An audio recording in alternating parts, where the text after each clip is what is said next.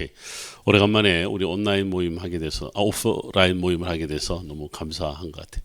코로나가 참 우리 모든 것들을 다 많이 바꿨는데 다시 정상으로 돌리는 게 참 쉽지 않네요. 정말 어려운 것 같습니다.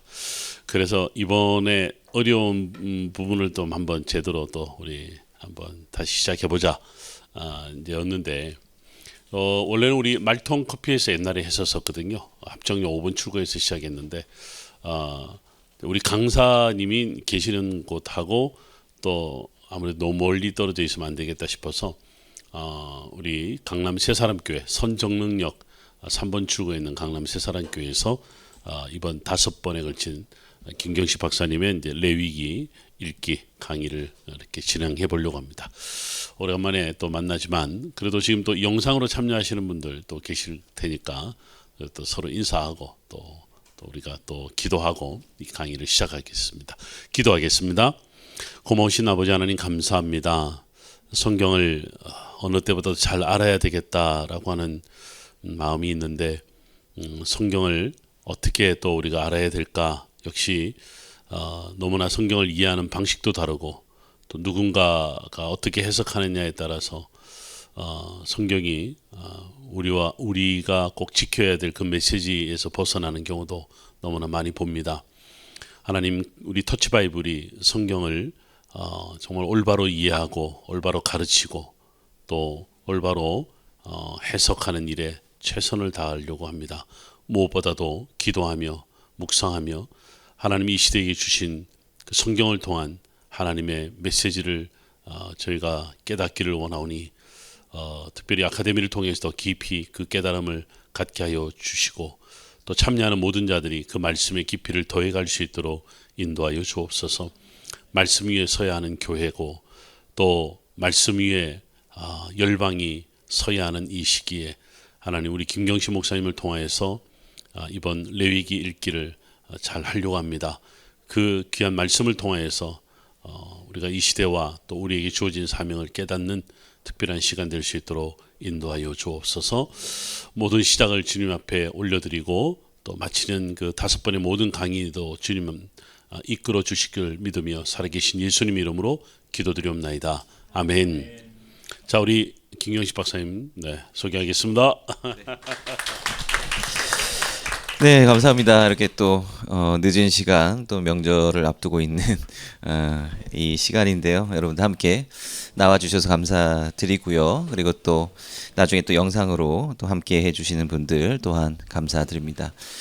우리가 레위기라고 하는 주제를 가지고 함께 사실은 제가 더 많은 강의를 또 구성을 해야 되는데 죄송하게도 5번의 강의를 통해서 좀 핵심적인 부분을 먼저 좀 안내를 해드리려고 합니다. 그래서 이 강의의 타이틀이 레위기 읽기인데 실제로 레위기를 다 읽을 수는 없고요.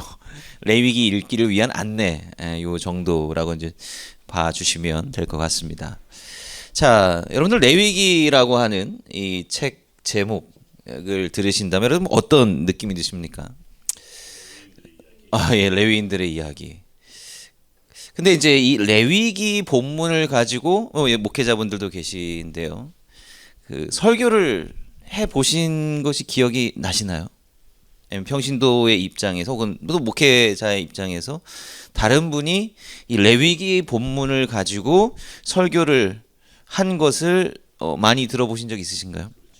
예, 물론 그런 부분도 있고 사실 제가 이렇게 학교에서 강의해서 학생들한테 물어보면 사실 대부분은 또 레위기 본문으로 본인들이 설교를 해본 적은 별로 없고 거의 없고 또 담임 목사님께서 설교하신 적도 많이는 없는 것 같다. 이렇게. 예. 근데 공교롭게도 지난주에 저희 담임 목사님이 레위기를 가지고 설교를 하셨습니다. 예. 그 사실 제 입장에서도 제가 뭐 사실 심지어 레위기를 함께 나누는 제 입장에서도요. 제가 새벽 시간에 제가 사역하는 교회에서 강의 설교를 하거든요. 그래서 굉장히 많은 또 책들을 가지고 강의 설교를 하고 있는데 레위기 가지고 강의 설교하라 그러면 자신이 없습니다. 예, 정말 자신이 없어요.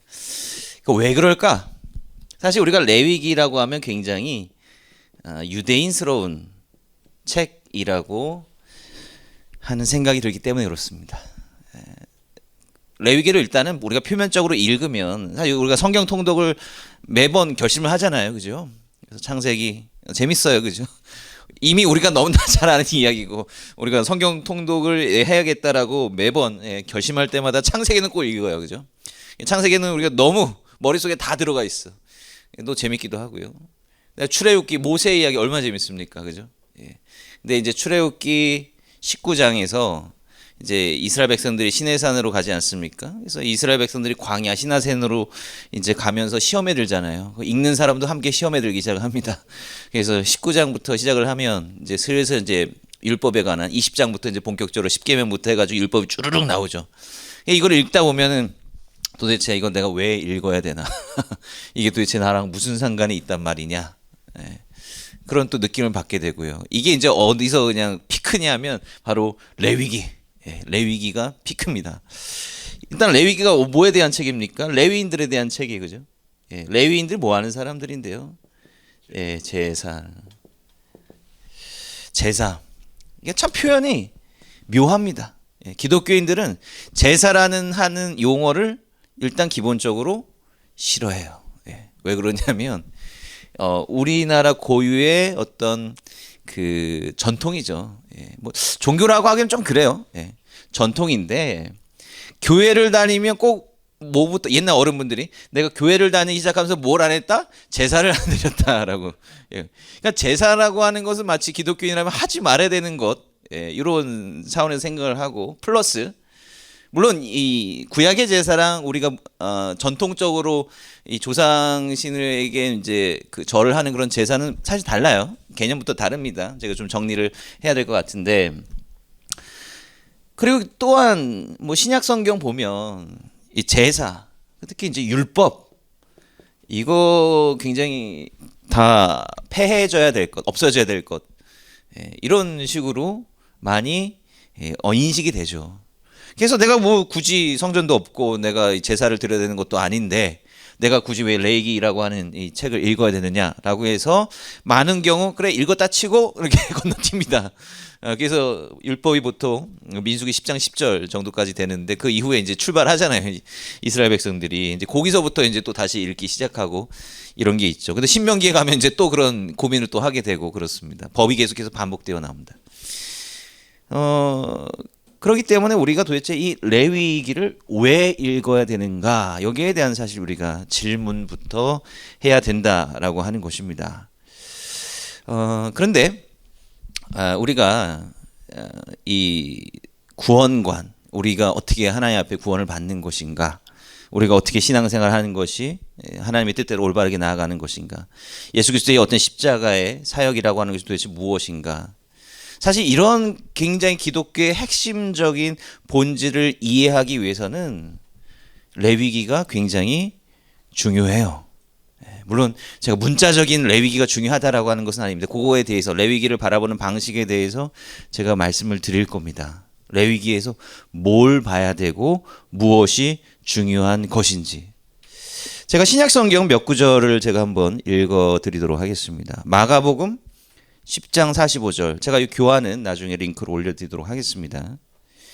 인자가 온 것은 섬김을 받으려 함이 아니라 도리어 섬기려 하고 자기 목숨을 많은 사람의 대속물로 주려 함이리니 이렇게 함이니리 이렇게 되어 있습니다. 자 여기서 뭡니까? 대속물이라고 하는 말. 예수님께서 이 땅 가운데 오신 것은 당신을 이 세상의 사람들을 위해서 이 세상을 위해서 대속물로 주시려고 오셨다라고 하는 겁니다. 대속이라고 하는 개념이 나오죠. 우리는 이 대속이라고 하는 걸 대충은 무슨 의미인지는 압니다. 그런데 도대체 이 대속이라고 하는 것이 어떠한 과정과 어떠한 원리에 의해서 일어난지 분명한 이해가 있어야 된다라고 하는 거예요. 사실 이게 제사의 용어거든요. 제사의 용어예요. 레위기에 나와 있는 사실 구약성경 곳곳에 이런 제사법이 레위기뿐만 아니라 여러 군데 다 언급이 반복되어서 나오고 있습니다. 구약에 나타난 제사에 대한 이해가 있어야 분명한 그 원리를 알 수가 있다라고 하는 것이죠. 에베소서 5장 2절 말씀 읽어드릴게요. 그리스도께서 너희를 사랑하신 것 같이 너희도 사랑 가운데서 행하라. 그는 우리를 위하여 자신을 버리사 향기로운 제물과 희생 제물로 하나님께 드리셨느니라. 자, 향기로운 제물이 뭐고 또 희생 제물이 무엇입니까? 여전히 이 제사의 용어를 사용해서 사도 바울이 이야기를 하고 있다라고 하는 것입니다. 빌립보서 4장 18절 내게는 모든 것이 있고 또 풍부한지라 에바브로디도 편에 너희가 준 것을 받음으로 내가 풍족하니 이는 받으실 만한 향기로운 제물이요 하나님을 기쁘게 한 것이라 라고 하는 거예요. 예. 이건 역시 향기로운 제물, 이 교인들의 이런 헌신, 이것을 향기로운 제물로 표현을 하고 있습니다. 히브리서 7장 27절. 뭐 히브리서가 자체가요. 사실은 이 레위기에 대한 주석이에요. 예. 예수 그리스도를 대제사장에 비유를 하는 그런 주석입니다. 히브리서 7장 27절에 이렇게 기록이 되어 있습니다. 그는 저 대제사장들이 먼저 자기 죄를 위하고 다음에 백성의 죄를 위하여 날마다 제사 드리는 것과 같이 할 필요가 없으니 이는 그가 단번에 자기를 드려 이루셨습니다. 물론 이제 이 구절에서는 구약에부터 내려오는 그 전통을 따라서 제사를 드리는 대제사장들의 제사와 예수 그리스도의 제사를 분명히 질적으로 구분하고 있습니다. 예, 이것도 우리가 마지막에 한번 살펴봐야 되는 부분이죠. 예수 그리스도께서 우리를 위해 이루신 제사와 과거 이스라엘의 제사장들이 드렸던 제사의 본질적인 차이가 무엇이냐라고 하는 거예요. 히브리서 기자는 단 한 번의 완전한 제사에 대해서 이야기를 하고 있는데 역시 제사에 대한 표현이다. 그러니까 예수님의 십자가 사역이라고 하는 것은 구약에 나타나 있는, 구약으로부터 내려오고 있는 그 제사의 전통을 따라서 이루어진 것이다라고 하는 것을 이야기를 하고 있습니다. 중요한 이야기죠. 그러니까 사실 이건 제가 일부만 언급을 해드린 겁니다. 이 신약 성경은요, 이 제사에 대한 언급, 성전에 대한 비유 이런 것들이 사실 무궁무진하게 계속해서 반복되어 나타나고 있다라고 하는 거예요. 물론 형식적인 제사는 잘못된 것이지만 그러나 그 제사 규정과 제사 행위 이면에 함축되어 있는 그 구원의 어떤 방식, 구원의 과정을 위한 그 메시지의 본질은 다르지 않다 라고 하는 거예요. 달라지지 않았고 여전히 그 안에 있다. 하나님께서 명하신 것인데 그게 변질되거나 이러진 않는 거죠. 그것을 잘못 이해하는 사람들이 문제가 있는 것 아니겠습니까? 자, 그래서 예수님께서 이렇게 말씀하셨어요. 마태복음 5장 17절에 보면 내가 율법이나 선지자를 폐하러 온 줄로 생각하지 말라. 폐하러 온 것이 아니요 완전하게 하려 합니다. 사실 예수님께서는요, 이 율법 이것이 잘못되었다라고 한 번도 말씀하신 적이 없습니다. 예. 우리가 그 간과해서 안 되는 부분이에요. 사실은 우리는 때로 구약이 뭐 무슨 필요가 있냐, 우리 신약만 읽으면 되지라고 하는 건데, 물론 예수님께서 구원 사역을 이루시고 완성하신 그것이 가장 핵심이 신약 성경에 있죠. 그런데 그것은 그냥 하늘에서 붕 떨어진 것이 아니라 하나님께서 태초부터 이스라엘 백성들을 통해서 이루어 오시고 이스라엘 백성들에게 가르쳐 주신 그 구원의 역사의 원리는 계속해서 이어지고 있다라고 하는 겁니다. 이 율법이라고 하는 것이 그 형식적으로 잘못 받아들인 사람들, 이것이 문제가 있는 것이지 그 율법 자체가 당연히 잘못된 것은 아니다라고 하는 거예요. 문자 그대로 우리가 받아들여 가지고 이것을 행해야 된다 이런 말씀을 드리려고 하는 것은 아닙니다. 그 율법의 조항과 어떤 제사와 관련된 이러한 조항 이면에 있는 하나님의 마음이 무엇이냐라고 하는 것을 우리가 읽어내야 된다라고 하는 것이죠. 그래서 이거에 대한 이해를 가지고 우리가 시작을 해야 될 것 같습니다. 그러니까 신약에서 이 구약에 대한 특히 율법과 이 제사법에 대한 이야기들을 이미 많이 하고 있어요. 그래서 우리가 여기에 대한 정확한 이해를 가지고 가야 된다라고 하는 것입니다. 우리가 함께 본격적으로 좀 살펴보도록 하겠습니다. 자, 그러면 레위기와 같은 이러한 책들을 이해를 해야 되고 해석을 해야 되는데 도대체 우리가 어떠한 절차에 따라서 이해하고 해석해야 될까라고 하는 것을 먼저 이야기를 해볼 필요가 있습니다.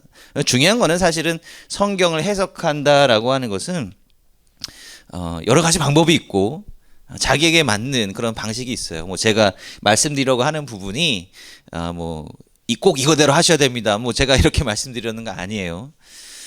특히 이제 레위기와 같은 문자 그대로 우리가 받아들이기에는 굉장히 좀 낯선 본문이죠. 굉장히 불편한 본문이기도 하고 이러한 어떤 율법 조항이나 그 레위기 같은 그런 종교적인 제사적인 이런 부분들이 강하게 나타나 있는 이런 본문들이 우리에게 의미가 있게 되기 위해서는 우리가 어떤 절차에 따라서 함께 읽어야 될까라고 하는 겁니다. 사실 성경은 그 책들마다 다 달라요. 성격이 다 다르기 때문에 어떤 해석이나 그 읽는 과정 자체는 좀 다를 수가 있다라고 하는 것을 좀 염두에 두어야겠죠.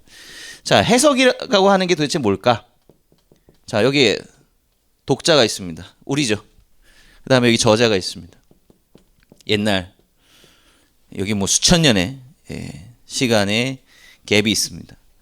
자, 그래서 성경은요 사실은 이 수천 년의 시간 전에 쓰여진 책입니다. 물론 하나님의 영감으로 당연히 쓰여진 책이죠. 근데 하나님의 영감으로 쓰여졌다 할지라도 우리가 지난 2023년 상반기에 뭘 가지고 강의를 했습니까? 성경이 우리에게 오기까지라고 하는 조금 복잡한 말로 하면 본문 비평에 관한 부분인데 성경이 어떻게 필사되었고 어떻게 이제 복사되었고 카피되었고 이것이 우리에게 어떠한 과정을 통해서 왔는가, 이 성경의 원본을 어떻게 재구성해야 되는가, 이제 이런 거에 대해서 이야기를 했거든요. 분명히 하나님의 영감으로 쓰여진 책이기는 하지만 이 책이 쓰여지고 그 다음에 전승되고 전해지는 그러한 과정에 누가 개입이 됩니까? 바로 인간이 개입이 되는 겁니다. 개입이라기보다는 저는 하나님과 인간의 연합, 사역 이렇게 표현을 하고 싶습니다. 그러니까 하나님께서는 항상 이렇게 사역을 해 오셨어요. 항상 성경을 보면 우리가 딱 답이 나오잖아요. 하나님께서 항상 사람들을 부르신다고. 하나님께서 전적으로 모든 것을 다 하실 수도 있을 것 같은데 왜 하나님께서는 사람을 사용하실까? 그게 하나님의 사역의 원리다라고 하는 거예요. 우리 뭐 거기에 대해서 왜 하나님 그런 선택하십니까라고 뭐 따져 물을 수는 없는 거죠. 우리는 하나님께서 해 오셨던 방식을 통해서 하나님께서 이렇게 역사하시는구나, 이것을 깨닫게 되는 겁니다. 그만큼 하나님께서는 인간을 존귀한 존재로 창조하셨다라고 하는 것을 이야기를 하고 있습니다. 그래서 인간이 개입됐다고 해서 이거는 하나님의 영광을 가리우는 거야, 왜 그렇게 생각해, 왜 인간적이다라고 하면 우리는 좀 부정적인 생각을 갖게 돼요. 성경 인간이 개입돼서 이거 하나님 그 능력을 부정하는 거 아니야? 사실 그거는 비성경적인 이야기라고 생각합니다. 분명히 하나님께서는 인간을 하나님의 형상으로 창조하셨다라고. 하나님의 형상으로 창조하셨다라고 하는 것은 그만큼 인간은 하나님의 일을 할 수 있는, 하나님의 사역에 동참할 수 있는 이런 자질을 가지고 있다라고 하는. 우리는 인간을 신뢰해야 됩니다. 물론 경계해야 되기도 하지만, 우리의 죄성을 경계해야 되기도 하지만 우리는 인간을 너무 격하게 생각해서는 안 된다라고 하는. 자, 어쨌든 인간이 이 성경을 작성하고 그 다음에 전승하는 그 과정 가운데 함께 동참을 하고 있는 거죠. 근데 인간이기 때문에 뭐에 영향을 받습니까? 환경, 문화, 뭐 언어, 이런 거에 다 영향을 받아요. 기본적으로 이 사람이 글을 쓸 때, 하나님의 영감을 받아서 성경을 쓸 때, 혹은 성경의 이야기를 들려줄 때 뭘 염두에 둘까요? 그 듣는 사람들이 이해할 수 있는 문화적인 배경, 환경적인 배경, 언어적인 거, 이걸 가지고 당연히 얘기를 하는 거예요. 그죠? 이거 그런 걸 가지고 이야기를 하는 겁니다. 그렇기 때문에 이 최초의 그 성경의 문자적인 측면에서의 상태는 이 수천 년 전에 그 상황 가운데 일정 부분 구속되어 있다라고 하는 것을 우리는 염두에 두어야 됩니다. 그래서 사실 뭐 제가 여기서 답을 내리기는 원치 않습니다만은 창조과학 같은 거 있잖아요. 그것도 사실은 우리가 이런 측면에서 고민해 볼 필요는 있다라고 하는 겁니다. 과연 21세기에 통용되는 과학의 언어를 이 수천 년 전에 대중들을 위해서, 이스라엘 백성들을 위해서 선포되었던 그 말씀 가운데서 그런 언어를 적용하는 것이 과연 맞을까라고 하는 것. 한번 좀 생각을 해볼 필요가 있다라고 하는 거죠. 자, 근데 문제는 뭐냐면 우리는 이제 여기에 서 있다라고 하는 거예요. 수천 년 전 그 시간을 흘러왔다라고 하는 거예요. 그래서 우리가 요거를 문자 그대로 읽을 때 당연히 어렵죠. 당연히 어려워요. 그 수천 년 전에 그 사람들의 언어를, 그 환경을, 문화를 이해한다라고 하는 것은, 그리고 거기서 메시지를 찾아낸다라고 하는 것은 어떤 느낌이냐 하면 우리가 그냥 기계적으로 수학적으로 3,000년 전에 무슨 일이 있었지, 그게 아니라 로켓을 하나 멋지게 만들어서 그 로켓에 탑승을 한 다음에 우주로 날아가는 겁니다. 수억 광년 지나서 또 다른 생명체가 살고 있는 그 행성에 도착을 하는 거예요. 그 사람들, 그 외계인들과 대화하는 것이 바로 수천 년 전의 사람들의 문화와 언어를 이해하는 겁니다. 그러니까 우리를 기준으로 해서 생각해서는 안 된다라고, 전혀 다른 행성에 살아가고 있는 그런 외계인의 언어와 문화와 그 환경을 이해한다라고 하는 생각을 가져야 된다. 그 사람들이 이해하는 방식, 그 사람들이 살았던 방식, 이거는 우리가 정말로 상상할 수도 없는 그러한 방식으로 살았고 생각했고 또한 말하고 가르쳤다, 이렇게 생각을 해야 되는 거예요. 그러니까 이게 쉽게 이해될 수 있는 것이 결코 아니에요. 성경이 어렵죠. 당연히 어렵죠. 성경이 뭐 어제 오늘 쓰여진 책이 아니라 수천 년 전에 쓰여진 책이기 때문에 그렇다라고 하는 거예요. 결국 해석의 과정이라고 하는 것은 무엇입니까? 해석이라고 하는 것은 1차적으로 이 과거에 있었던 사람들의 그 삶의 모습, 완벽하게 이해할 수는 없어요. 근데 1차적으로는 과거에 살고 있었던 그 사람들의 사고방식이나 생각이나 이런 것에 먼저 접근하는 것이 1차적인 해석의 단계다라고 하는 거예요. 근데 우리는 상당 부분 사실은 여기에만 머물러 있습니다. 사실 여기에도 필요한 거고 가는 것도 필요합니다. 그러니까 여기에서 머물러 있다라고 하는 말은 무엇이냐면 이 말에 쓰여진 그런 문자, 그런 책의 내용, 이런 것들을 내 삶에 중심을 두고 이렇게 적용해 보려고 하는 거죠. 적용해 보려고 하는 겁니다. 중요해요. 그죠? 우리 큐티 열심히 해야 되지 않습니까? 그게 그런 거거든요. 근데 사실은 한계가 있어요. 한계? 왜? 수천 년 전에 있었던 이 난해한 언어를 오늘날 내 상황, 오늘의 내 생각으로 해석하고 그거를 변형시킨다라고 했을 때 자의성, 이 자의적으로 해석될 수 있다라고 하는 문제가 있다라고 하는 것입니다. 이것도 필요하지만 그러나 이것에 내가 이 적용함에 있어서 내가 알아야 되는, 이해해야 되는 그러한 역사에 대한 실증적인 이해가 어느 정도 필요하고, 그리고 이 과거에 있었던 사람들의 생각과 관점과 그 문화적인 습성을 이해할 때 뭘 우리가 뽑아내야 되냐면 코어 메시지, 이걸 뽑아내야 된다. 핵심 메시지를, 메시지의 원형이라고 해야 될까요? 이거를 뽑아내야 되는 거예요.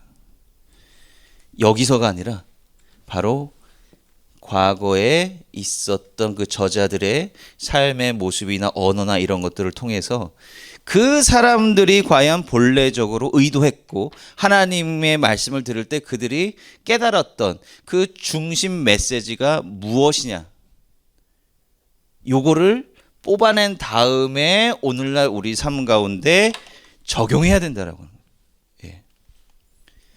그러니까 좀 진지한 해석을 해야 된다라고 한다면 사실은 뭐 우리 주변에서 내가 이해하는 바대로 그냥 해석할 수 있겠지만, 그러나 자의성에 치우칠 위험성이 있기 때문에 우리가 보다 객관적인, 보다 본래적인 의미가 뭐였을까라고 하는 그 이해 필요가 생각이 된다라고 한다면, 내가 바로 적용하기 전에 과거의 문화나 환경이나 언어를 이해한 상태에서 그 본문을 1차적으로 먼저 접근해야 된다. 그리고 그걸 통해서 중심 메시지를 뽑아내고 바로 요것을 통해서 이제 우리 삶 가운데 신앙적으로 적용해 봐야 된다라고 하는 것입니다. 요거의 어떤 방법을 우리가 좀 레위기에 앞으로 좀 적용을 해 보려고 한다라고 하는 것입니다. 그러니까 이제 사실 레위기에 나타나는 제사법 가지고 바로 우리 삶에 어떻게 적용을 할 수가 있겠어요? 사실 쉽지가 않거든요. 그래서 제가 아까 말씀드렸잖아요. 사실 레위기 가지고 큐티하기도 힘들고 말씀 가지고 해석 말씀 가지고 이 주일 강단에서 전하기도 쉽지도 않고 예? 왜 이 동물은 정결하고 왜 이 동물은 정결하지 않느냐? 왜 돼지고기 먹으면 안 되느냐? 왜 소고기만 먹어야 되느냐? 이게 현대적으로 우리의 삶 가운데서 이걸 이해하려고 한다면 이 레위기 자체는 설명해 주지도 않고 이해가 잘 되지가 않아요. 우리의 측면에서도. 왜냐하면 우리의 어떤 현재의 기준을 가지고 보류하기 때문에 그렇다라고 하는 거예요. 도대체 정결과 부정을 나누는 그 이유는 무엇일까? 과연 그 시대 가운데 그 사람들에게 이것을 나눈다라고 하는 건 도대체 어떻게 들려졌을까? 그리고 그 사람들이 이해한 바에 되도록 어떻게 가까이 나아갈 수 있을까? 그리고 그걸 통해서 우리가 좀 깨달은 코어 메시지가 있다라고 한다면 그것을 가지고 우리 삶에 어떻게 적용해낼 수 있을까? 이제 이게 필요하다라고 하는 겁니다. 그래서 제가 말씀드리는 거는 적용하기 전에 한 단계가 더 있어야 되는데 요 메시지를 끌어내기 위해서는 과거에 사람들이 살았던 여러 가지 환경이나 언어나 문화에 대한 이해가 보다 필요하다라고 하는 것입니다. 그래서 우리가 이제 이런 공부도 하는 것이고 히브리어도 공부하는 것이고 이스라엘도 한번 방문해 보려고 하는 것이고 지리 고고와 다양하게 이해를 해 보려고 하는 거 아닙니까? 이게 그냥 하려고 하는 게 아니라 바로 과거의 삶에 우리가 최대한 가까이 나아가고 그것을 이해하기 위함이다라고 하는 것이죠. 그래서 이제 그런 것들을 우리가 좀 염두에 두고 가야 된다라고 하는 것입니다.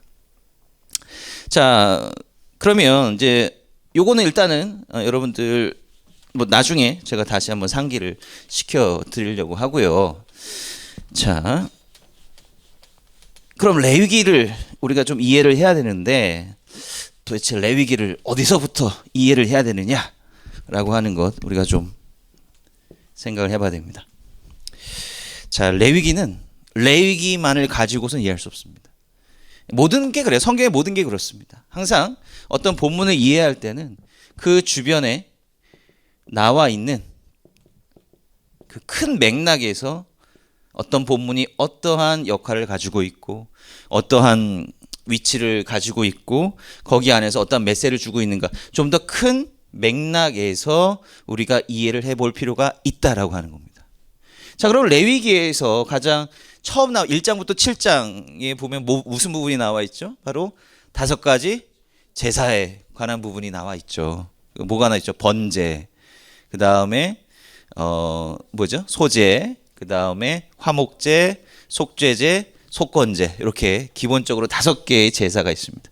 자, 그럼 제사의 내용으로부터 시작을 하는데 그러면 하나님께서 이때 이제 제사를 드려야 된다라고 하나님께서 이스라엘 백성들에게 명하시잖아요. 그러면은 우리는 여기서 질문해야 됩니다. 왜 하나님께서는 제사를 명하셨느냐라고 하는 거예요. 왜 드려야 되느냐라고 하는 거죠. 네. 사실은 레위기 같은 경우는 뭐 다른 율법도 좀 그런 부분이 있는데 사실 밑도 끝도 없어요. 갑자기 하나님께서 야 제사 드려. 물론 그냥 갑자기 얘기하시는 건 아니에요. 그 이전에 출애굽기에서 무슨 내용이 나오죠? 레위기 직전에 출애굽기에서 무슨 내용이 나옵니까? 성막을 건축을 하잖아요. 성막의 완성, 그다음에 성막의 설계도, 그 사이에 뭐가 나와요? 금송아지 이야기. 이것도 굉장히 중요한 구성 방식이 있습니다. 자, 그래서 성소를 지었으니 제사를 드려야 되는 거죠. 우리는 계속 질문해야 됩니다. 왜 하나님께서는 성소를 지으라고 명령하셨으며 왜 제사를 드려야 되는가? 자, 여기서 우리는 제사를 드리는 목적에 대해서 이해를 할 필요가 있는데 바로 그 제사의 의미는 그럼 어디서 찾아야 되느냐? 바로 여기에서부터 찾아야 된다라고 더 큰 맥락에서 우리가 이걸 좀 추적을 해 가야 된다라고 하는 겁니다.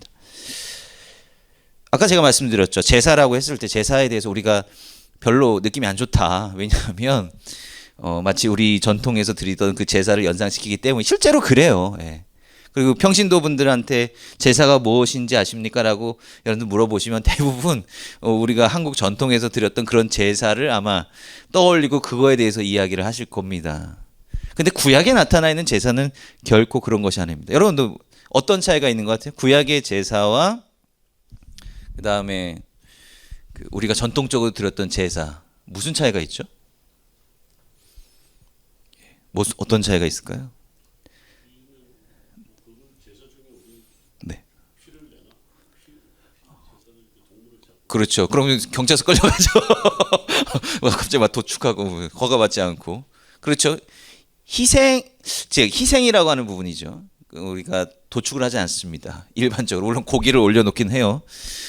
근데 뭐 돼지 머리를 또 올려놓기는 하죠. 거기다가 근데 물론 거기 도축의 과정이 당연히 전제되어 있을 것 같긴 한데 뭔가 비슷한 점이 있으면서도 뭔가 형식성으로 좀 다른 그런 부분들이 있습니다. 또 뭐가 제사의 목적이 뭘까요? 그러면 제사의 목적이 뭐죠? 예. 고맙고 예, 추모하고 예. 또 잘 예, 그렇죠. 그렇죠. 기원입니다. 자, 우리가 제사 드릴 때 우리 여러분 제사 안 드리죠. 네. 제 어렸을 적에 저희 집에서 제사를 드렸어요. 그래서 저는 제사의 절차 이거 정확하게 기억합니다. 절도 열심히 했었습니다. 근데 제사상이라고 하는 얘기를 보통 하죠. 그 제사상을 차릴 때가 되면 항상 그 마트에 가서 가장 좋은 걸 가져오거든요.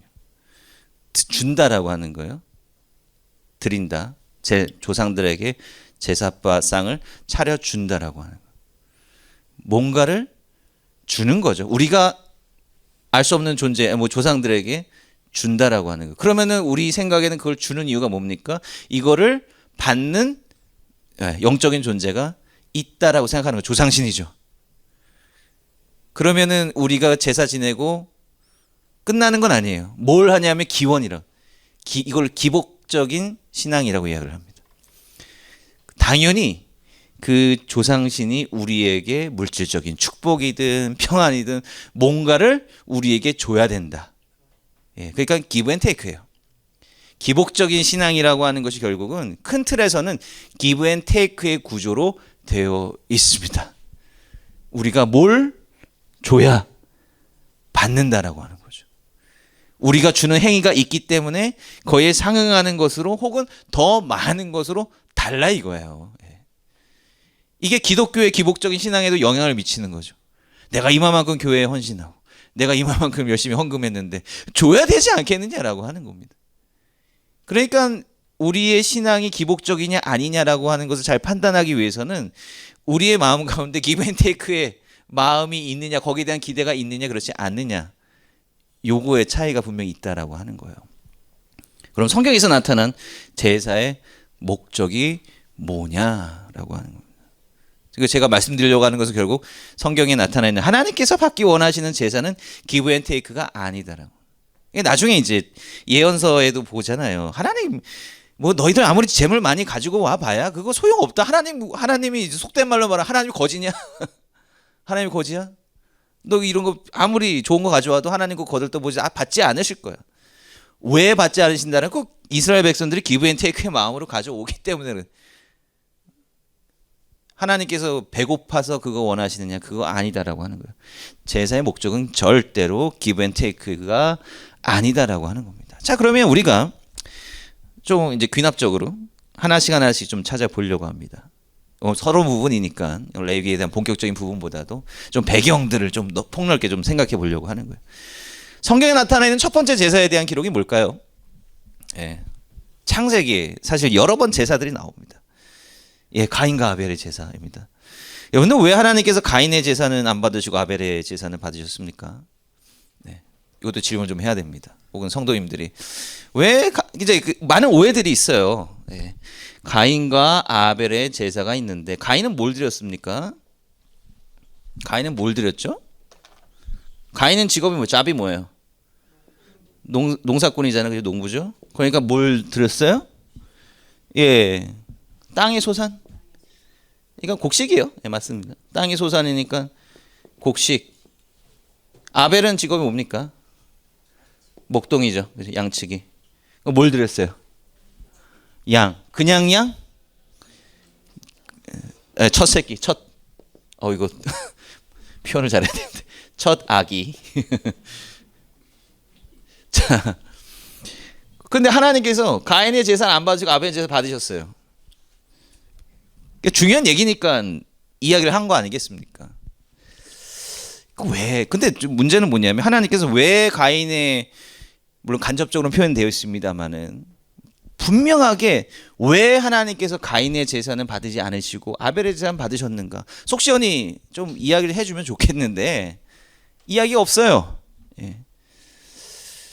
아마도 이제 좀 해석의 폭을 더 여지를 주기 위해서 언급을 안 한 것일 수도 있고, 아니면 당시의 사람들이 딱 들었을 때 그래서 그렇구나라고 당연히 깨달아지는 것이기 때문에 안 했을 수도 있고. 성경이 그래서 어려워요. 성경은 굉장히 불친절한 책입니다, 사실은. 왜냐면 아까 말씀드렸다시피 수천 년 전에 사람들이 살던 그런 자연스러운 언어와 환경과 문화 가운데 있던 사람들이 딱 얘기를 던졌을 때 마치 선문답하는 것처럼 이거는 이거야라고 했을 때 맞아, 그렇게 막 딱 떠오르게 만드는 그러한 전제들이 많이 있어서 그렇습니다.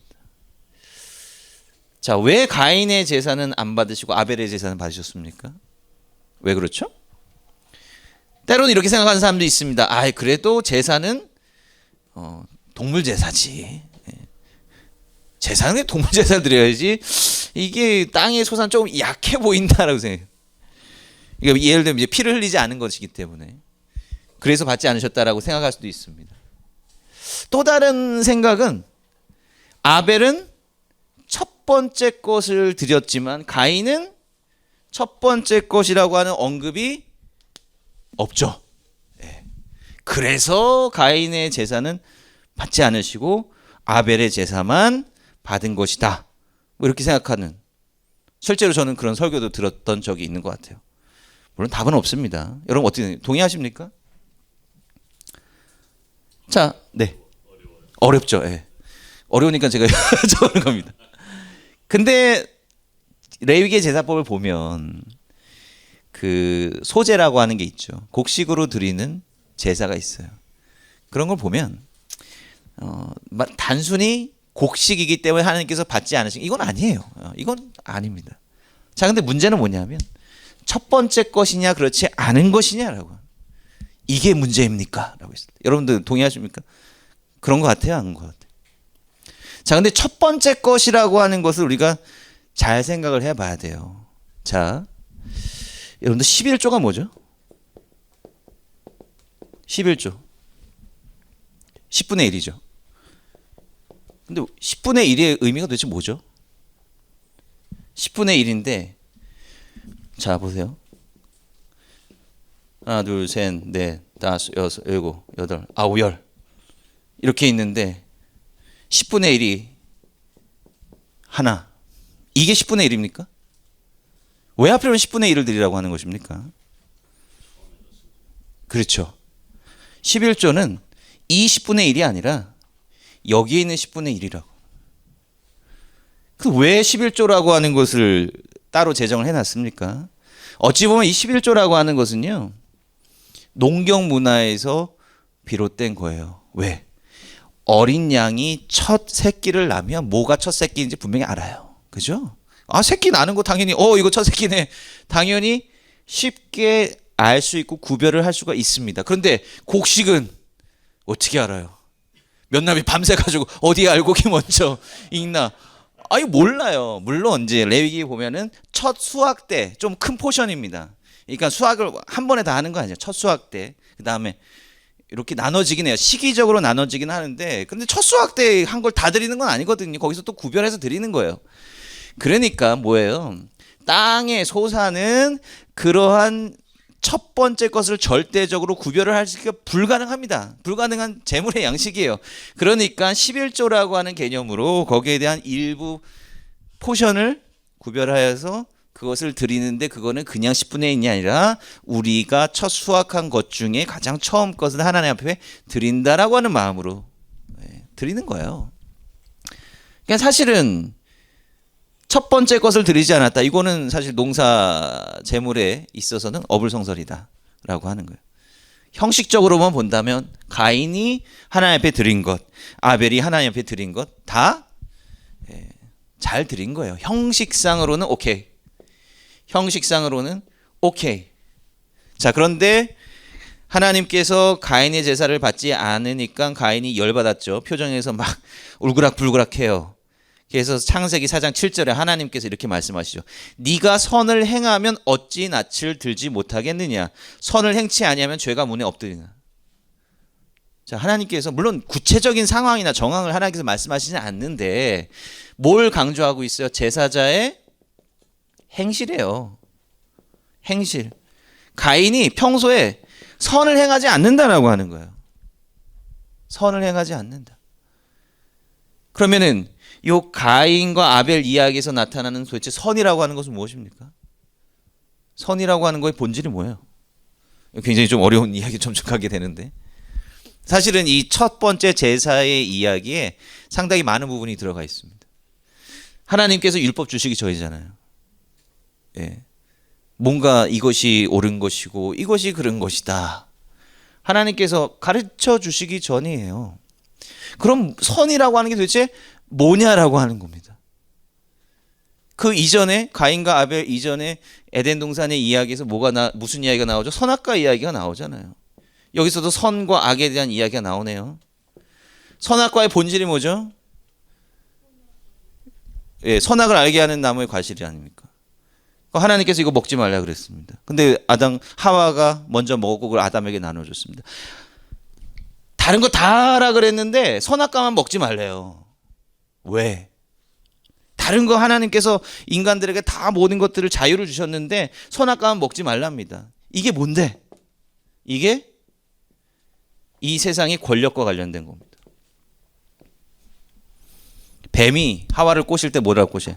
네가 이것을 먹으면 눈이 밝아져가지고 모아가 하나님과 같이 될까 하노라. 여러분 이 세상의 권력을 잡고 있는 사람이 누굽니까? 선과 악을 결정할 수 있는 사람이 권력을 가진 사람이에요. 법을 만들 수 있는 사람이 권력을 가진 사람. 그래서 고대의 왕들이 대대로 자기의 권력을 이제 상징하는 그런 표현이 뭐냐면 로우메이커, 법을 만드는 사람. 함무라비 법전 보면은 내가 뭐 마르둑 신 이런 신들의 허락을 받아서 내가 이 법을 만들었다. 법을 만든다라고 하는 그 표현을 통해서 자기가 이 나라의 최고의 권력자다라고 하는 것을 표현하는 겁니다. 실제로 그렇잖아요. 지금 이 세상도 마찬가지예요. 법을 만드는데 가장 큰 영향력을 미치는 사람이 최고의 권력자가 되는 거예요. 이것이 선이고 이것이 악이다. 근데 하나님께서 인간에게 이거 하지 말라고. 왜? 하나님께서 선악의 중심이 되시는 분별하시는 오직 한 분이신 최고의 권한을 가지신 분이시기 때문이다라고 하는. 그래서 이 당시까지만 해도 선을 행한다. 아니 모든 우리가 근본적인 성경에서 말하는 선을 행한다라고 하는 것은 결국은 우리의 판단을 하나님께 맡긴다라고 하는 의미입니다. 가인이 아벨을 죽였잖아요. 왜 아벨을 죽였습니까? 이런 기준을 생각해 보면 가인은 뭐예요? 자기만의 법이 있어서 그 자기만의 법을 아벨이 어겼다라고 생각을 하는 거예요. 그래서 가인이 아벨에게 사형 선고 내린 겁니다. 이게 살인의 근본적인 동기예요. 내 마음에 안 들면 나는 다른 사람들을 죽일 수 있어, 해할 수 있어, 심판할 수 있어. 이게 살인의 동기다라고 하는 거예요. 사이코패스가 어떤 사람이죠? 사이코패스를 우리가 어떻게 정의합니까? 죄책감이 없는 사람이잖아요. 죄책감이 든다라고 하는 게 무슨 이야기입니까? 예, 내가 이 일을 행하면서 이게 잘못된 것이다라고 하는 것을 안다라고 하는. 여전히 약간의 좀 그 여진 남아 있는 거죠. 사이코패스는 뭐예요? 내가 옳아. 무조건 내가 옳다라고. 죄책감이 없어요. 그래서 예. 내가 선택하고 행하는 그 모든 것이 옳다라고 생각하는 겁니다. 가인은 그런 식으로 사이코패스다라고 하는 거죠. 그러니까 제사에 있어서 가장 중요한 본질은 뭐냐면 바로 형식이 아니라 그 행실과 순종하는 마음 가운데 있다라고 하는 거예요. 자, 여기서 우리가 그 코어 메시지를 하나 끄집어 냅니다. 제사를 드리기 이전에 우리의 마음이 하나님의 마음에 과연 합한가, 내 이기적인 그런 자아가 내 가운데 여전히 남아있다라고 한다면 우리가 아무리 좋은 삶, 제사를 드린다 할지라도 그것은 하나님께서 받지 않으시는 제사다라고. 그러니까 제사라고 하는 형식 이전에 선한 마음, 그 선함이라고 하는 것을 결국 하나님 앞에 순종하는 마음이 있어야 된다라고 하는 거예요. 내 자아가 먼저 내려져야 된다라고 하는 겁니다. 왜 우리의 제사를 내려놔야 되는? 사실 그 제사의 과정을 보면 그게 다 묻어나 있거든요. 우리가 이제 다음 시간에 그 레위기에 나타나 있는 제사에 대해서 우리가 중점적으로 볼 텐데 그 과정을 통해서 우리가 이런 메시지를 또한 우리가 뽑아낼 수 있을 겁니다. 한번 먼저 좀 배경 설명들을 좀 계속해서 보죠. 자, 그 다음에 제사는 뭐냐면 4장 26절. 자, 4장 26절에 뭐가 나오냐면 에노스 때 여호와의 이름을 불렀다라고 했어요. 자, 그래서 히브리어로 리크로 베셴 아도나이 여호와의 이름을 불렀다. 자, 이 맥락을 이해하기 위해서는 이 세상의 구도에 대해서 좀 이해를 해볼 필요가 있습니다. 자, 아벨, 가인, 자 있어요. 자, 아벨이 죽었습니다. 자, 가인이 있죠. 그 다음에 4장 계속돼 보면 가인의 계보가 쭉 나온다 이거예요. 가인의 계보는요, 도시의 계보입니다.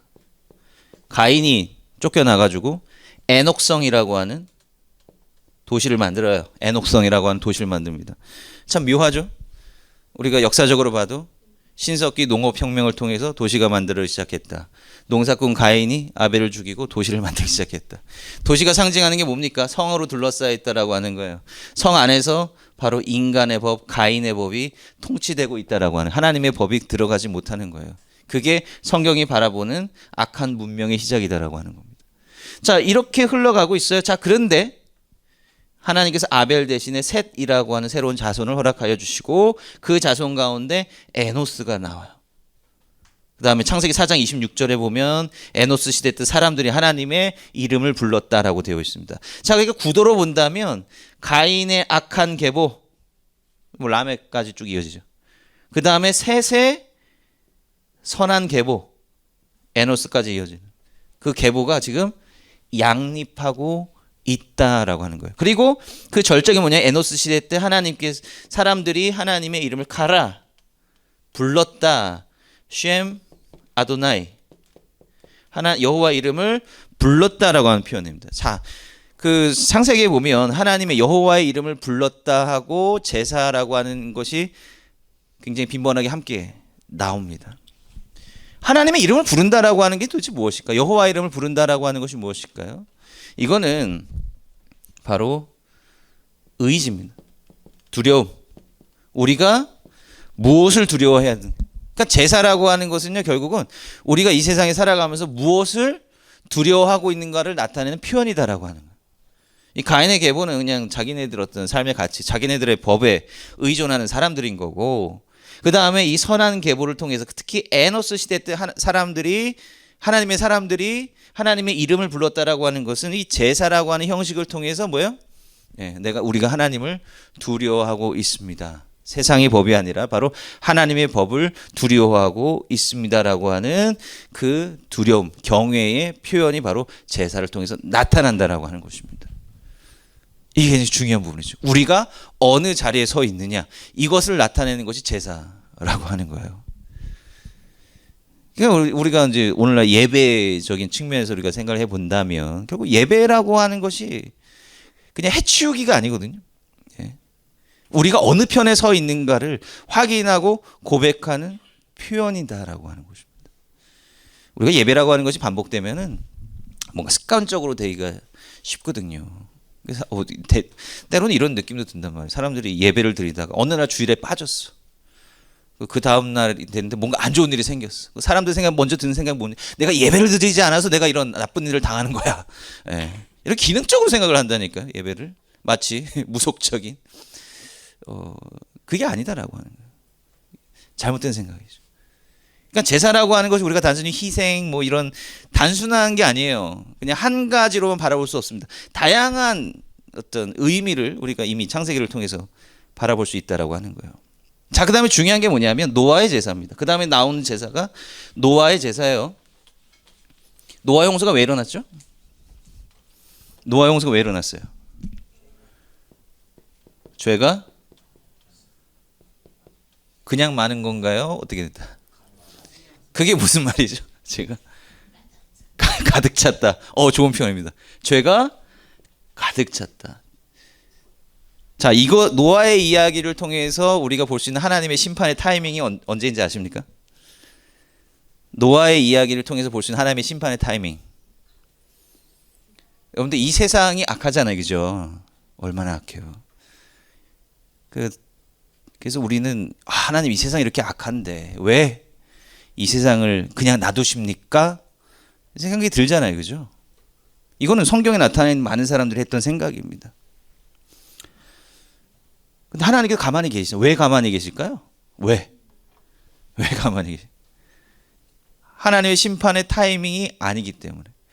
하나님의 심판을 위한 그 조건이 형성되지 않았기 때문에. 그러면은 전제 조건이 도대체 뭔데? 이 분명하게 알아야 됩니다. 그래서 우리 신앙인들의 역할이 굉장히 큰 거예요. 자, 노아 홍수 이전에 프롤로그 창세기 6장을 보면 희한한 이야기가 나옵니다. 그죠? 예. 사람들이 하나님의 아들들, 그 다음에 사람의 딸들이 결혼했다. 그래서 이게 뭐 아들은 왜 하나님 왜 아들 편이고 사람은 왜 딸 편일까? 이렇게 이거는 그냥 대꾸예요, 대꾸. 하나님, 사람, 아들, 딸. 뭐 이제 성별이 중요한 게 아닙니다. 대꾸예요, 그냥. 하나님의 아들이 뭔데요, 그러면? 하나님의 아들이 뭐죠? 뭘 상징하는 거예요? 제가 지금까지 좀 전에 말씀드렸던 셋 에노스 계보를 말하는 겁니다. 사람의 딸 가인의 계보 말하는 거예요. 근데 이 둘이 뭘 했다 그랬어요? 결혼. 네필림은 거인이라고 나오는데 의미가 타락한 자. 이 사람들이 결합을 했다라고 하는. 결합을 했다라고 하는 게 무슨 의미죠? 경계가 사라졌다라고 하는 겁니다. 경계가 사라졌다라고 하는 거예요. 섞여버렸다. 경계가 사라져버렸다. 구별되지 못한. 여기서 섞여버린 거든. 섞임. 이 중요합니다. 섞였다라고 하는 거예요. 여러분들 이 세상이 어떻게 창조가 됐습니까? 창세기 1장에 보면 어떤 원리에 의해서 창조가 되죠? 구별이에요. 구별입니다. 예. 자꾸 뭔가를 하나님께서 나누십니다. 근데 이 구별한다라고 하는 동사가 이 바달이라고 하는 동사가 나와요. 근데 이 바달이라고 하는 동사하고 카다쉬라고 하는 동사하고 굉장히 빈번하게 바꿔서 사용되기도 합니다. 구별이라고 하는 것은 결국 뭐냐? 거룩이를 의미하는 거거든요. 이 세상이 질서예요.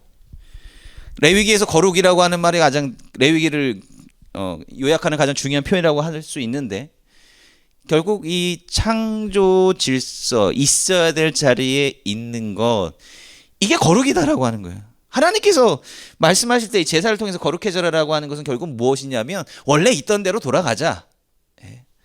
우리가 모토처럼 초대교회로 돌아가자는 말을 하는데 결국은 근본적으로 하나님께서 선하신 그 질서대로 우리가 돌아가야 된다라고 하는 그게 결국은 거룩이거든요. 그러면 결국은 거룩해지지 못했다라고 하는 것은 구별됨이 없고 섞여버렸다라고 하는 걸 의미하는 겁니다. 이게죠. 하나님께서 그렇게 믿었던 선한 계보가 악한 계보랑 혼합되고 섞여버렸다라고 하는 거예요.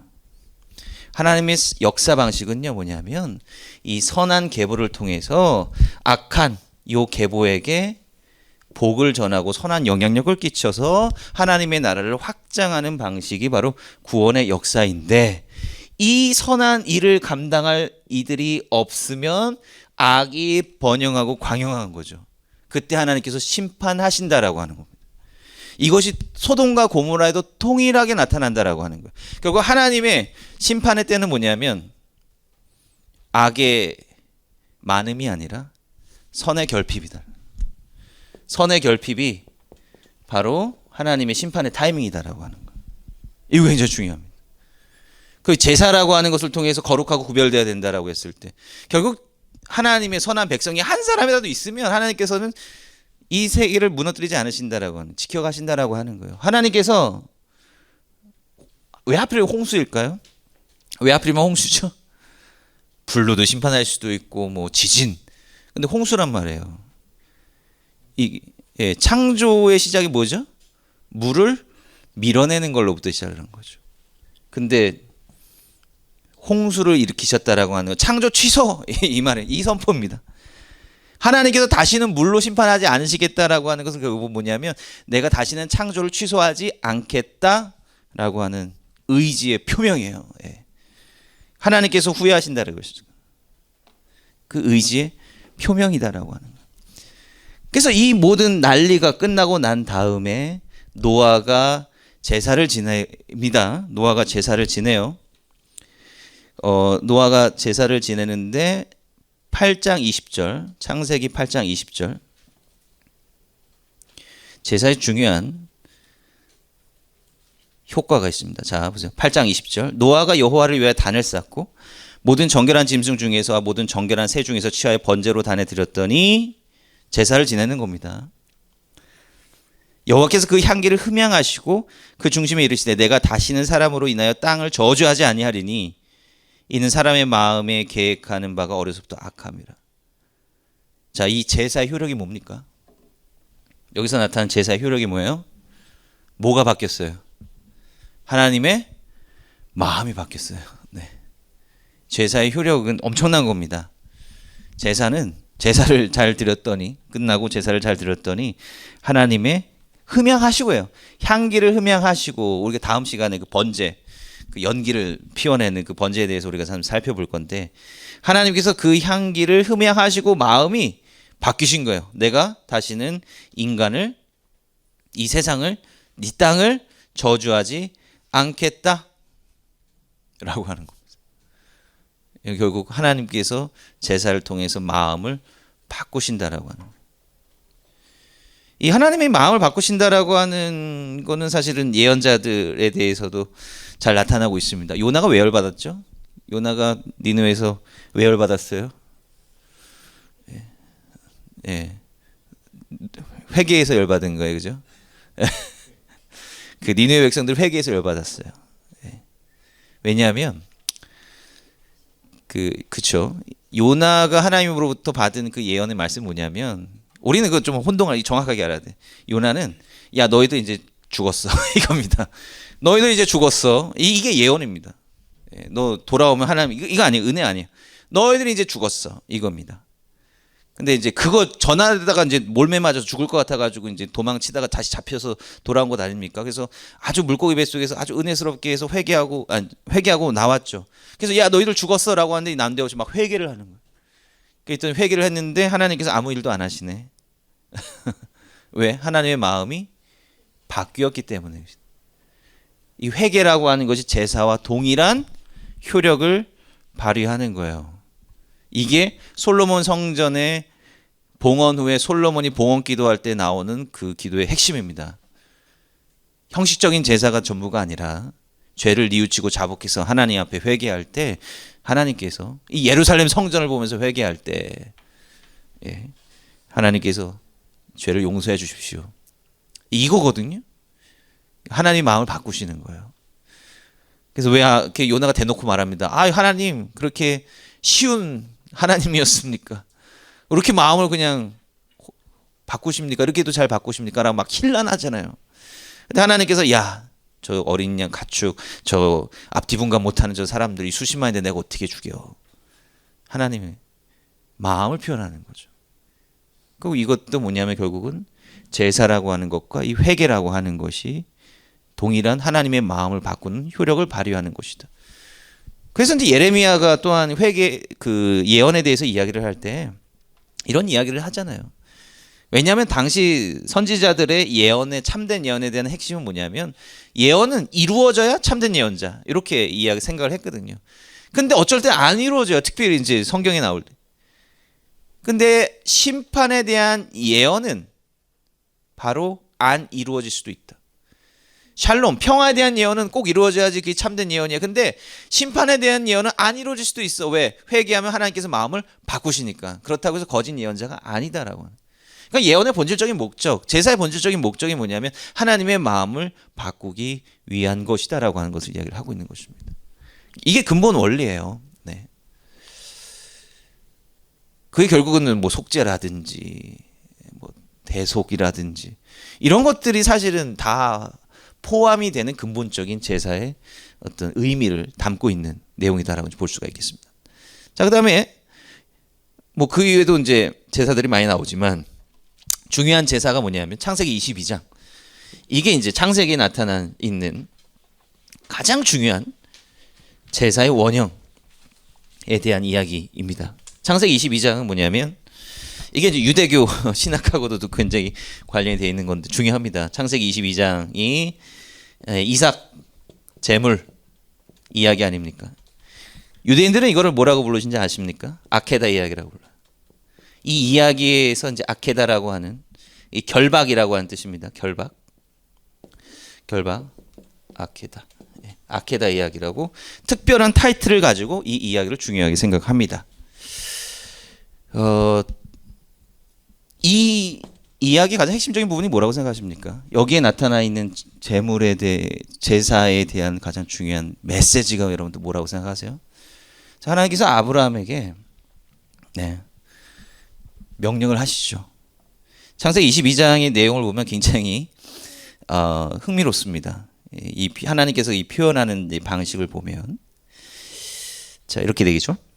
22장 2절입니다. 여호와께서 가라사대 제가 이제 옛날 개역 한글 보면서 제가 읽는 거라서 조금 표현 방식이 좀 다를 수 있어요.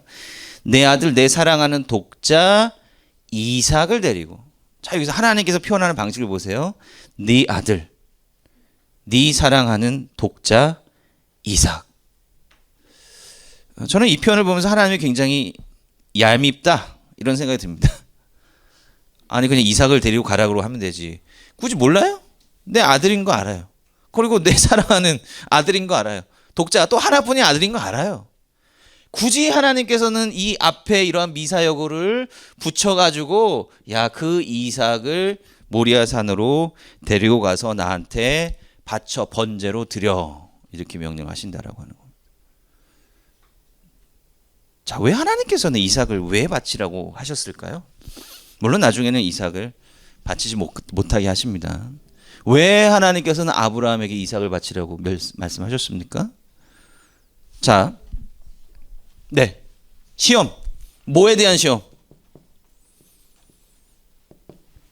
뭘 시험하시려고 하셨을까요? 믿음, 아브라함의 믿음. 뭘 믿음? 하나님의 말씀에 순종하는가 안 하는가. 근데 왜 하필이면 이 제사의 형식이었을까요? 왜 하고 많은 시험 가운데 왜 제사의 형식이었을까? 한번 우리가 본문을 한번 보고 자 모리아산의 의미가 모리아산이 어디에 있는 거죠? 예루살렘의 성전산이 모리아산. 역대기에 나와 있죠. 역대기 이제 솔로몬이 성전을 지었는데 그 성전이 지어진 곳이 바로 모리아산이었다라고 하는. 모리아산이 예루살렘이에요. 뭐 창세기에서는 예루살렘이라고 하는 말이 언급이 안 돼 있습니다만은 물론 이제 살렘만 멜기세덱이라고 할 때 이제 간접적으로 나와 있어요. 모리아산이 결국 예루살렘인데 예루살렘이 나중에 뭐가 지어지는 거예요? 성전이 지어지는 거죠. 그러니까 창세기 22장의 이야기는요. 첫 번째로 예루살렘의 성전이 지어져야 되는 당위성에 대해서 이야기를 하고 있습니다. 그럼 모리아라고 하는 그 뜻이 무엇일까요? 모리아라고 하는 뜻의 이름이 무엇일까요? 두려워하다, 경외하다. 사실 이제 이 단어의 이제 어근을 찾는다라고 하는 것이 상당히 쉽지는 않습니다. 근데 모리아 이렇게 쓰나요? 예. 여기에 보면은 아마 두려워하다 야레 먼저 요거를 생각하신 것 같아요. 그죠? 자, 그리고 또 근데 이제 요 전반적으로 이제 여기를 보면 확실하지 않습니다. 근데 전반적인 이 본문의 느낌은 여호와 이레 모리아 뭔가를 그 여호와 이레 그다음에 하나님께서 이제 보여주신다 뭐 이런 표현들이 계속 다시 나오거든요. 그래서 사실 라아 동사도 여기서 굉장히 또 중요한 어근인 것 같아요. 모리아의 의미를 어떻게 정의하느냐 이거는 물론 분분합니다. 근데 이제 그 나중에 역대기에 보면은 하나님께서 자신을 이제 아버지 다윗에게 보이신 장소다라고 하는 언급이 나오거든요. 마치 그 얘기에서는 마치 라아의 의미에 좀 더 강조점을 두는 듯한 그런 메시지가 나옵니다. 어찌됐든 간에 근데 이 창세기 22장을 이렇게 쫙 그 지배하는 그런 느낌으로 라아인 것 같아요. 제가 볼 때는 그렇습니다. 보다, 보여지다. 나중에 아브라함이 이 모든 시험을 다 거치고 난 다음에 여호와 이르에라고 하는 말을 하거든요. 물론 이제 우리나라 성경이나 어떤 영어 성경에서는 이것이 뭐냐면 하나님께서 준비하신다. 하나님께서 준비하신다. 뭐 재물이 준비될 것이다. 뭐 이제 이렇게 번역을 했지만, 근데 이제 유대인들은 요거를 근데 역대기도 사실은 그런 해석이라고 볼 수가 있는데 하나님께서 자신을 드러내심 요 의미예요. 예. 라고 해석을 합니다. 그러니까 하나님께서 자신을 드러내시는 곳이 여호와 이레, 모리아. 하나님께서 또 보여주시는 거 뭘 보여주세요? 재물을 보여주시는 곳. 하나님께서 임재하시는 곳. 그러니까 당연히 모리아산이 성전이 세워지는 곳이에요. 성전은 왜? 하나님께서 임재하시는 곳이기 때문에 그렇습니다. 결국 이 모리아산이 가지고 있는 그런 함축적인 의미는 뭐냐면 하나님께서 이 땅 가운데 임재하신다라고 하는 것을 보여주는 거예요. 근데 중요한 게 뭐냐면 그냥 임재하시는 게 아니잖아요. 뭘 했는데 임재하셨어요? 제사를 드렸을 때 하나님께서 임재. 근데 중요한 게 뭐냐면 여기서 중요한 제사가 어떤 제사였느냐라고 하는 거예요. 아브라함이 뭘 드려야 되는 거예요? 이삭, 아들, 하나밖에 없는 아들, 사랑하는 아들, 그 이삭을 드려야지 하나님께서 임재하신다라고. 결국 이거 무엇입니까? 제사는요, 자기 희생이 필요하다라고 하는 겁니다. 제사에서 가장 요구되는 가장 핵심적인 것이 자기 희생이에요. 자기 희생. 자, 우리는 이 이야기가 아브라함을 선택하시는 그 아브라함 내러티브에 포함되어 있다라고 하는 것을 우리가 기억을 해야 됩니다. 아브라함이 왜 선택됐어요? 아브라함 그냥 시험하는 거 아니에요. 아브라함이 과연 하나님의 선택에 걸맞은 성품을 가지고 있는가, 그런 준비가 되어 있는가, 이거를 보시려고 하는 거거든요. 그러면 하나님께서 아브라함을 선택하지 뭘 하시려고? 아브라함을 통해서 복을 전해 주시려고 하는 거예요. 하나님께서 아브라함을 통해서 복을 보여주시려고. 그 다음에 아브라함의 자손들은 출애굽기 19장 6절에 보면 뭐라고 되어 있습니까? 제사장 국가잖아요. 제사장이 뭐 하는 사람입니까? 제사 드리는 사람이에요. 자기를 위해서 제사 드리는 사람이 제사장 아니에요. 물론 자기를 위해서도 드려야 되지만 다른 일반 백성들의 속죄를 위해서 제사를 도와주고 집례하는 사람이 제사장이라고요. 제사장 혼자서 구원받는 게 아니라 제사장을 통해서 다른 사람들이 구원에 이르게 하는 겁니다. 속죄에 이르게 하는 것이 제사장의 역할이다라고 하는 거고요. 근데 그 제사장이 자기의 역할을 잘 하기 위해서는 뭐냐면, 그러면 다른 사람이 그 아끼고 있는 재물을 가져와서 그걸 재물을 대신 드려주는 역할을 제사장이 해야 되는데, 그 역할을 온전히 하기 위해서는 네 것을 먼저 드릴 준비가 되어 있느냐라고 하는 거예요. 이게 아브라함을 향한 요청이고 이스라엘 전체 백성들을 향한 요청입니다. 네 것을 포기할 수 있겠느냐. 그러니까 예물을 드리는 거 아까 보면 양의 첫 새끼라고 하잖아요. 곡식 11조 가장 여러분들 처음 것을 드리는 게 쉽습니까? 어렵습니까? 사실 처음 것은 다른 말로 말하면 모든 것을 말하는 거예요. 양이 첫 새끼를 낳습니다. 새끼를 낳는다라고 하는 것은 그것은 재산이에요. 두 번째 새끼가 나올지 안 나올지 몰라요. 확신이 없는 상태에서 첫 번째 새끼를 희생시켜야 된다라고 하는 겁니다. 그거는 내 모든 것을 드려야 되는 것과 마찬가지 의미를 가지고 있다. 그러니까 제사장의 굉장히 중요한 아이덴 자격이 뭐냐면 네 것을 다 드릴 준비가 되어 있느냐. 그것을 드릴 준비가 되어 있을 때 하나님께서 임재하시고 구원의 역사가 이루어질 수 있다라고 하는 것입니다. 근데 하나님께서 뭐야? 나중에 양으로 순양 바꾸시잖아요. 다른 동물 제물로 바꾸신다고요. 결국은 우리가 드리는 제물이라고 하는 것은 우리의 가장 중요한 것과 동일한 의미를 가진다. 이거를 알아야 된다. 그리고 교체해 주신 것이 하나님의 은혜잖아요. 그러니까 제사는 원래 우리가 우리 자신보다도 더 중요하게 여기는 우리 자식 같은 걸 드려야지 우리가 제사장으로서의 역할을 감당하고 신앙인으로서의 역할을 감당할 수 있는 것인데 하나님께서 그거 드리지 않게 하시고 대신 다른 걸로 대체해 주신 것이다. 그럼 가장 중요한 것은 누가 드렸습니까? 하나님께서 당신의 아들 예수 그리스도를 바치셨다라. 마태복음에 세례 받는 장면에서 하나님께서 예수님을 향해서 뭐라고 이야기하는 거예요? 내 사랑하는 아들, 내 사랑하는 독자. 이 이야기가 거기서 다시 반복되는 거예요. 사람의 가장 사랑하는 아들 독자가 아니라 하나님의 사랑하는 아들 독자를 대신 희생시키시는 거예요. 이게 하나님의 은혜. 우리는 이거를 교체한 겁니다.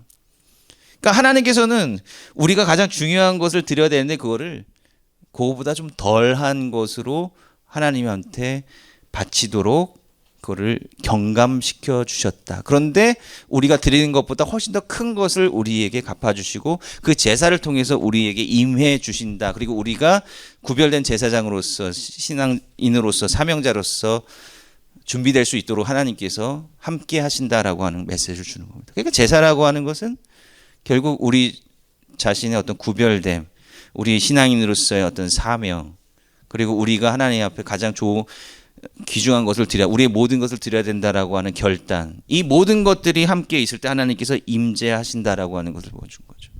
그리고 이것은 결국 창세기 22장의 이야기는 바로 예수 그리스도와 직접적으로 연관이 되는 이야기다라고 하는 것을 우리가 알아야 됩니다. 그러니까 유대인들은요, 이걸 아케다 이야기라고 이야기를 하잖아요. 유대인들에게도 속죄의 개념이 있어요. 대속의 개념이 있습니다. 이걸 아케다 이야기에서 끌어와요. 당연히 예수님이랑은 연관 안 시키고, 그래서 유대 필로 같은 사람은요, 정말 피를 흘렸다라고까지 이야기를 해요.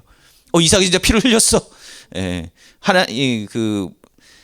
아브라함이 정말로 이삭을 완전히 바친 거나 다름없어. 막 이제 이렇게까지 해석을 합니다. 결국은 피를 흘렸다라고 하는 건 뭐냐면 바로 예수 그리스도가 아니라 바로 이미 아브라함과 이삭이 그 일을 대속의 역사를 이미 이루었다라고 하는 것을 또 강조하기 위함이다라고 하는 거예요. 그래서 유대교는 또 이런 변칙적인 방식으로 아케다 이야기를 자신들의 생각에 맞게 이렇게 해석하고 있는 것을 또 보게 된다라고 하는 겁니다. 뭐 더 많은 이야기가 있는데 제가 그 창세기 그다음에 출애굽까지 있는 그 이야기를 제가 좀 구조를 정리를 했어요. 그래서 그거는 제가 공유해 드릴 그 교환을 보시면 여러분들 좀 보실 수 있습니다. 그래서 나중에 한번 쭉 확인을 해 보셔서 그 구절에서 나타나는 의미가 무엇일까 한번 좀 생각해 보셨으면 좋겠습니다. 시간이 금방 가네요. 그래서 오늘 마무리를 좀 해야 되는데 제가 오늘 할 것이 조금 더 있었는데 다음에 계속해서 이어서 쭉 나가도록 하겠습니다.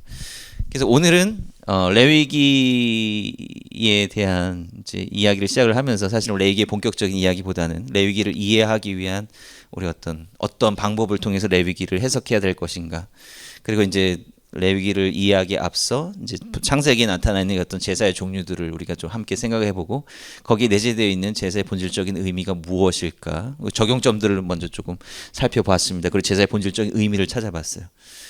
사실은 이미 앞에서 제사의 중요한 어떤 이유, 제사를 위해서 뭘 해야 되는가, 왜 하나님께서 제사를 명하셨는가, 이것이 간접적으로 이미 나와 있어요. 그죠? 그리고 이제 레위기에서 본격적으로 그렇다면 이 절차가 어떠한 방식에서 이루어져야 되는가 이거를 이제 정리해 주시는 겁니다. 그리고 또 사실은 레위기를 통해서 우리가 또 더 발견할 수 있는 제사의 원리와 의미를 또 생각해 볼 수가 있겠고요. 그래서 제가 이제 초반부에 말씀드렸다시피 우리가 이제 이 레위기 읽기 이 시간을 통해서 얻으려고 하는 것은 해석의 방법입니다. 이걸 통해서 어떠한 메시지를 끌어내고 현재 우리의 삶과 신앙에 적용해낼 수 있겠는가 이제 요걸 계속해서 좀 나눠 보려고 하는 거예요. 네, 그래서 뭐 이제 정결과 부정, 뭐 또 제사의 방법, 뭐 또 흥미로운 부분들이 굉장히 많이 있습니다. 우리가 이 부분에 대해서 계속해서 함께 생각해 보도록 하겠습니다. 오늘은 여기까지. 질문 있으시면 질문해 주시고요. 네네. 네. 아, 네, 죄송해요. 적용 부분에 있어서 네. 이스라엘 사역하시는 분들이 제일 많이 하는 것 중에 아케다에 있어서 희생, 지금 말씀하신 그게 이제 하나님 은혜로 이 이야기에 마무리를 하시면서 이해가 됐는데, 이스라엘이 온 세계를 위한 아케다라고 볼 수 있을까라고 합니다. 사실 근데 유대교의 입장을 우리가 좀 생각을 해보면 사실 조금 우리가 이제 사실은 뭐 유대교 자체를 이 유대교는 이렇다라고 이렇게 딱 두부 자르듯이 자를 수는 없어요. 근데 유대인들은 기본적으로 어떤 희생이나 이런 부분들에 의해서 좀 자기중심적으로 이제 생각하는 경향이 있습니다. 그러니까 이제 대표적 이사야서 53장의 고난받는 종이라고 봤을 때 이 고난받는 종이 결국 또 속건제물의 형태로, 속건제물의 다음 시간에 제가 말씀드릴 때 이야기를 해드려야 되는데 속건제물로 나오거든요. 결국 그 고난과 고통을 통해서 이 죄의 문제가 해결되는 그 실마리를 얻는 거 아닙니까? 이게 메시아인데 유대인들은 그 고난받는 종이 다른 존재가 아니라 자기 자신들이라고 생각하는 거죠. 그러니까 실제로 이들은 역사 속에서 고난을 오랫동안 받아왔잖아요. 자기네들 스스로 이 죄값을 고난을 통해서 치루었다. 이제 사실 이렇게 이야기를 하면서 또 이제 반기독교적인 그러한 주장을 하는 거죠. 그래서 제가 이해하는 바로는 이제 조금 후대의 어떤 유대교의 측면에서는 온 세상을 향한 온 세상을 위해서 자기네들이 희생한다라기보다는 어떻게 보면 자신들의 구원을 위해서 자신들이 스스로 어떤 희생하고 죄값을 치르는 듯한 그러한 어떤 신학적인 그러한 강조점들이 보다 더 크지 않나 뭐 이렇게 하는 느낌이 좀 있습니다. 네네. 네. 사실 지금 목사님 말씀하신 예수 그리스도가 사실은 최종적 네. 사건, 희생의 사건, 제사의 대속제물 사건으로 이해돼야 되는데, 사실은 이스라엘이라고 하는 것은 결국 예수 그리스도를 통한 네. 이 사건으로 나는 종결된다라고 본다고 저는 생각하는데, 근데 계속해서 오늘날 이스라엘에 대한 이해를 최종적으로 어떤 예수 그리스도가 당시의 대속제물로 된 사건으로 끝난 이스라엘의 문제를 지금도 여전히 이제 그 이스라엘 문제를 계속 이제 뭐 이렇게 갖고 있잖아요. 네네. 그러다 보니까 자꾸 이제 그럼 예수 그리스도와 이 이스라엘을 자꾸 혼돈시키는 네. 부분이 있어요. 네네네. 또 우리는 예를 들면 예수 그리스도의 오심 다 재림 사건을 기다리는 우리에게 자꾸 이스라엘의 회복, 이스라엘의 성전이 지어진다, 이것과 자꾸 우리가 혼돈되는 그런 부분에서 오히려 오늘의 한국 교회 자꾸 그런 하나의 이제 이야기가 주어질 때마다 한국 교인들이 헷갈리지 않나 그런 생각을 가끔 해보거든요. 네, 맞습니다. 그러니까 사실 저는 이제 이런 거를 이해할 때 물론 이제 이스라엘이 회복돼야 되죠. 근데 이제 이스라엘의 회복이 전제 조건이 돼야 되느냐 아니면 결국은 예수님께서 다시 이 땅 가운데 다시 오셔서 이 세상이 회복될 때 당연히 뭐 이스라엘의 회복은 당연히 포함이 되는 것인데 어디에 강조점을 두어야 되는지 사실 이 문제라고 생각을 해요. 근데 저는 제가 스스로 뭐 제가 답은 아닙니다만 저는 하나님의 역사의 어떤 점진성 요거를 하나님의 역사의 점진성이라고 하는 거를 조금 생각하는 편이거든요. 뭐 이제 철학적이나 조직신학적으로 생각한다면 이제 과정 신학 과정 철학 내지는 좀 그러한 개념이라고 할 수가 있겠는데 저는 하나님의 역사의 방향이 물론 본질은 지키지만 분명히 계속해서 바뀌어진다라고 저는 생각을 합니다. 본질은 같지만 하나님께서 이 홍수도 마찬가지잖아요. 하나님께서 이 세상을 심판하시는 방식도 바꾸시는 그 안에서 바꾸시는 가운데 이 아브라함이 나타나는 것이고 그 가운데 아브라함을 통해서 나타나는 이스라엘이라고 하는 게 나타나게 되는 거죠. 구약은요 굉장히 현세적인 관심입니다. 구약에는 뭐 부활이나 뭐 이런 것도 잘 강조점이 없죠. 사실은 굉장히 현세적이고 하나님께서 이스라엘 백성들에게 명령하신 것도 그냥 나라예요. 그냥 하나님의 우리가 생각하는 하늘나라 이런 게 아니라 그냥 하나님의 통치가 이루어지는 실제 물리적인 나라를 만들려고 그러시는 거거든요. 그 물리적인 나라를 통해서 다른 민족들에게 선한 영향력을 끼치는 그러한 역사가 일어나기를 원하셨지만 이스라엘 실패했단 말이에요. 그러니까 뭡니까? 그 다음에 또 이스라엘을 넘어선 이방인들에게로 확대가 된다라고 하는 것이고 이러한 점진성이 저는 뭐 예전에 터치바이블에서 강의한 적도 있지만 하나님의 영, 성령의 그 변화에도 있다고 생각합니다. 구약에 보면요. 구약의 전반부에 보면 하나님의 영을 리더들한테만 임했어요. 하나님의 영은 아무나 받는 게 아니었습니다. 물론 민수기에 보면 일반 사람들이 막 하나님의 영을 받았고 예언하는데 저 사람들 하나님의 영 받아가지고 저렇게 예언합니다. 근데 모세가 놔두라 그러죠. 낯선 것이었다라고 하는 거예요. 하나님의 영이 임하는 건 보편적인 것이 아니었다. 리더들이 그러니까 이제 현실적으로 이스라엘이라고 하는 어떤 현실 국가나 현실 공동체나 이런 것들이 특정한 지도자들을 통해서 이루어진다. 이런 방식이죠. 근데 나중에 보면 성령이 뭐예요? 요에서에서 나타나듯이 성령이 보편화되거든요. 누구나 받아요, 성령은. 이거 변화가 되는 거잖아요. 하나님의 역사의 점진성 이거는 계속해서 이루어지고 있다라고 하는 겁니다. 본질은 같지만 하나님의 구원 역사에 동참하는 사람들은 점점 더 확대되는 방식으로 계속해서 나아가고 있다고 생각을 하거든요. 그렇다라고 한다면 현실적인 이스라엘의 현실 국가, 그 다음에 이스라엘의 물리적인 성전이 다시 필수 조건이라고 생각하는 것은 이 하나님의 방향성에 사실은 역행하는 것으로 봐야 되지 않겠느냐. 저는 그렇게 생각을 합니다. 결국은 어떤 하나님 백성이라고 하는 것이 영적인 이스라엘이라고 하는 개념으로 넓어졌잖아요. 그 넓어진 개념으로 이스라엘도 같이 들어가는 거지. 우리가 다시 그 스페시픽한 과거의 한 시점으로 다시 돌아가야 된다. 요거는 제가 생각했을 때는 좀 다시 한번 재고해 봐야 되지 않을까. 이러한 방식에서 재고할 수 있지 않을까 생각합니다. 네. 네. 네. 네. 네네네. 네네. 좋습니다. 감사합니다. 예, 저의 생각입니다. 제가 나름대로 공부해본. 네. 네, 감사합니다. 네네. 추가적인 질문 있으면 개인적으로 나중에 뭐 메일이나 뭐 이렇게 말씀해 주시면 좋을 것 같습니다. 감사합니다.